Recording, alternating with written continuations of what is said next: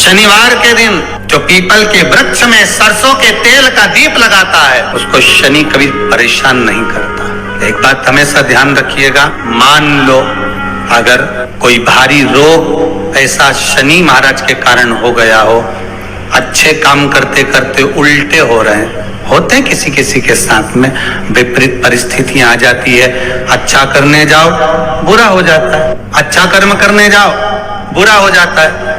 तो पीपल के वृक्ष की जो छाल होती है, छाल देखिए पीपल के वृक्ष में जो छाल लगी होती है, उस छाल को घिसकर चंदन बनाकर भगवान शंकर का स्नान कराकर, अभिषेक कराकर, पूजन कराने के बाद में पिपलेश्वर महादेव का नाम लेकर, कौन से महादेव? पिपलेश्वर महादेव का नाम लेकर वो जो घिसी हुई छाल होती है उस छाल का तिलक भगवान शंकर को लगा लो और उसी का थोड़ा सा भाग अपने कंठ पर, मस्तक पर लगाना प्रारंभ कर दो।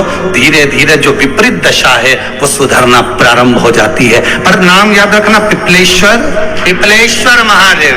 दुनिया के लोगों को शनि लगता है और शनि को शंकर लगता है। दुनिया के लोगों को शनि लगता है, शनि को शंकर। इसलिए आज भी नियम है कि काशी विश्वनाथ का नाम लेकर एक काजल की डिब्बी को लीजिए। अगर किसी को शनि लग गया हो, कोई प्रॉपर्टी का काम कर रहे हो, कोई व्यापार करते हो और व्यापार नहीं चल रहा, बहुत अड़चने आ रही है, कोई ना कोई परेशानी पे परेशानी आ रही है, एक काजल की डिब्बी लो, काजल की डिब्बी लो, काशी विश्वनाथ का नाम लो और 21 बार उतारो और उतार कर किसी पेड़ के नीचे तक खड्डा खोद कर उसको दबा दीजिए। आपका काम यूं सफलता की ओर बढ़ना चालू हो जाएगा। शनि की कुदृष्टि समाप्त, 7.5 ढैया समाप्त। विशेष कोई बीमारी ऐसी लग गई है या विशेष कोई तकलीफ ऐसी हो गई है जिसका निवारण नहीं हो रहा, शनिवार के दिन तो आप धतूरा चढ़ा सकते। धतूरा चढ़ाने का भी एक क्रम है।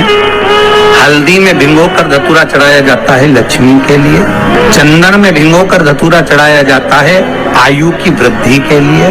अबीर एक सफेद कलर का बॉर्डर होता है, अबीर गुलाल जो होती है, गुलाल में अबीर डलता है, चमकदार, आपने देखा होगा अबीर। तो अबीर में धतूरा जो डुबो कर चढ़ाया जाता है, अबीर को लगाकर चढ़ाया जाता है, वो रोग मुक्ति का होता है। जब जीवन में कहीं समस्या खड़ी हो जाए, कहीं बहुत विकट समस्या है और कोई हल ना मिल रहा, तब जिस शिव मंदिर में आप आराधना करने जाते हो, पूजन करने जाते हो, अर्चना करने जाते हो, उस शिव मंदिर के पास में कहीं बेलपत्री का वृक्ष ढूंढो और उस बेलपत्री के वृक्ष के नीचे केवल आप जाकर एक मूंग का दाना या एक चावल, वहीं पर जो कंकर पड़ा हो उसी कंकर को शिव मानकर आप समर्पित कर लोटा भर के जल समर्पित कर दो। आपको ये नहीं कि माला पकड़ के बैठना, आपको ये नहीं कि मंत्र का जाप करना, आपको ये नहीं है कि आपको मंदिर में जाकर बैठ जाओ। आपने जल चढ़ा दिया, शिव से डायरेक्ट जाकर कर दिया कि मेरी ये समस्या बड़ी विकट है, उसको निवारण आज ही होना है। आप बाबा पर छोड़ दो, 3 घंटा 2.5 घंटा लगेगा, मेरा शंकर उसको सुधारने में लग जाएगा, पक्का है वो सुधार। तुम शिव जी की आराधना तो करती हो, पर कभी तुमने शंकर भगवान पर पंचामृत समर्पित नहीं करा। जरा ध्यान दीजिएगा, केवल एक भगवान देवाधिदेव महादेव ऐसे हैं जिनकी प्रियता केवल बेलपत्र और पंचामृत।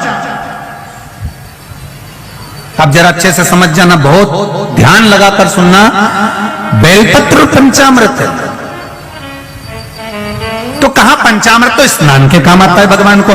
दही चढ़ाओ, पंडित जी बोलते हैं, दूध चढ़ाओ, शहद चढ़ाओ, शक्कर चढ़ाओ, दूध चढ़ाया, जल चढ़ाया, गंगा जल चढ़ाया, ये सब तो हम भगवान के स्नान में काम लेते हैं। नहीं, अगर आप शिव जी को एक कटोरी में पंचामृत बनाकर ले जाते हैं, दूध, दही, शहद, घी, शक्कर, ये सब मिलाकर यदि आप लेकर जाते हैं और ले जाकर भगवान शंकर के सामने समर्पित करते हैं, एक बेलपत्री अशोक सुंदरी, अभी तक आपने जो बेलपत्री चढ़ाई है अशोक सुंदरी के ऊपर, डंडी का मुख जहां से पानी बहता है उस ओर रखा जाता है। पर जब हमें ऐसा लग रहा है कि हमारे पित्त पितृ भूखे हैं या हमारे पूर्वज प्यासे हैं या उनको भाग नहीं मिल रहा, इसलिए मेरा कोई काम नहीं हो रहा, इसलिए शिव राजी नहीं हो रहा है, तो ये बेलपत्री के भाग को बदल दिया जाता है। ये बेलपत्री अशोक सुंदरी की जगह पर जब चढ़ाया जाता है तो ये पत्ती का जो भाग है जहां से पानी बहता है उस ओर रखा जाता है और ये डंडी का भाग शिवलिंग की ओर रखा जाता है। और यहीं पर भगवान शंकर को जो तुम पंचामृत बनाकर लेकर गए हो वो पंचामृत चढ़ाया जाता है और वही पंचामृत थोड़ा सा शिवलिंग पर चढ़ा दिया जाता है। उसके बाद में पितृ पूर्वज जल की आस नहीं रखते, न भोजन की आस रखते हैं, क्योंकि शंकर उनको तृप्त कर देते हैं, शिव उनको पूर्ण कर देते हैं। कामदेव को शंकर भगवान भस्म नहीं करते, पर कामदेव को भस्म करने का कारण केवल इतना है कि कोई तप कर रहा हो, कोई भजन कर रहा हो, कोई साधना में लगा हुआ है और तुम उसको कष्ट दे रहे हो, ये उत्तमता नहीं। हम तो यहां तक कहते हैं पंडाल में जितने लोग आकर बैठ जाएं, इधर उधर जहां जगह मिल जाए बैठ जाएं, आपको कथा में से अगर 1 बजे से 4 बजे तक कथा है और आपको 2 बजे आपके घर जाना है तो आखिरी में जाकर बैठो, सही है कि गलत है? किसी को अपना पांव भी नहीं लगना चाहिए, क्योंकि पितृलोक में रहने वाली पितरों की 3 बेटियां मेना, धन्या, कला, जिनके केवल लहंगे सनकादि ऋषि को लग गए थे तो उनको श्राप लग गया था और उनको मृत्यु लोक में आना पड़ा।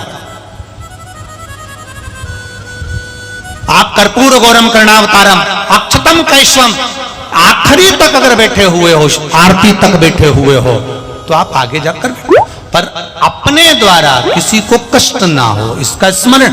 भगवान शंकर और कामदेव की कथा करिए, कामदेव तुझे मैंने इसलिए भस्म करा क्योंकि कोई तप करे, साधना करे, व्रत करे, उपास करे तो उसको तू कष्ट ना देना। उसके बाद कामदेव ने किसी को कष्ट नहीं दिया। एक बार डांट लग जाए, एक बार फटकार लग जाए तो सुधर जाता। आपको जल्दी जाना है, पीछे बैठो।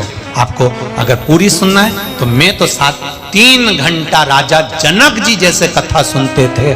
जनक के महल में भी आग लग गई तो जनक नहीं उठे, उनने कहा महल मेरे भगवान का है तो संभालेगा वो, अब मैं उठकर कर भी क्या लूंगा। दोस्तों वीडियो को लाइक और चैनल को सब्सक्राइब करके जरूर जाइएगा आगे भी ऐसी ही मनोकामना पूर्ति उपायों के लिए। ओम नमः शिवाय।